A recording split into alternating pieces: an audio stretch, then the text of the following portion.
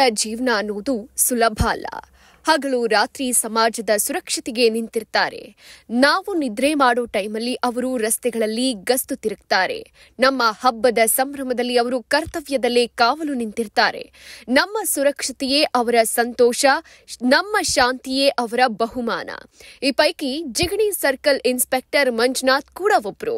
ಒಬ್ಬ ಪೊಲೀಸ್ ಅಧಿಕಾರಿ ಅಂದ್ರೆ ಕೇವಲ ಕಾನೂನು ಪಾಲಕ ಅಲ್ಲ, ಅವರು ಜನರಲ್ಲಿ ಭರವಸೆ ತುಂಬೋ ವ್ಯಕ್ತಿ.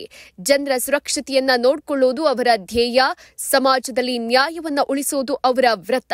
ಹೀಗೆ ದಕ್ಷತೆಯಿಂದ ಕೆಲಸ ಮಾಡಿದ ಮಂಜುನಾಥ್ ಅವರಿಗೆ ರಾಷ್ಟ್ರಪತಿಯವರ ಪದಕ ಪ್ರದಾನ ಸಮಾರಂಭದಲ್ಲಿ ಸನ್ಮಾನಿಸಲಾಯಿತು. ಪ್ರಶಸ್ತಿ ಸ್ವೀಕರಿಸುವ ಈ ಕ್ಷಣ ಅವರ ಅಹೋರಾತ್ರಿ ಶ್ರಮಕ್ಕೆ ದೊರಕಿದ ಸಣ್ಣ ಗೌರವ. ಆದರೆ ನಿಜವಾದ ಪ್ರಶಸ್ತಿ ಅಂದ್ರೆ ಜನರು ನೀಡೋ ಪ್ರೀತಿ, ಜನ ತೋರೋ ಕೃತಜ್ಞತೆ, ಜನರ ಮುಖದ ನಗು. ಈ ಅಧಿಕಾರಿ ತಮ್ಮ ಕರ್ತವ್ಯದಲ್ಲಿ ತೋರಿದ ಧೈರ್ಯ, ಕಷ್ಟ ಎದುರಿಸಿದ್ರು ಕುಂದದ ನಿಷ್ಠೆ, ಜನರಿಗೆ ತೋರಿದ ಕಾಳಜಿ, ಇವುಗಳಿಗಾಗಿ ಅವರು ಇಂದು ಗೌರವಿಸಲ್ಪಟ್ಟಿದ್ದಾರೆ.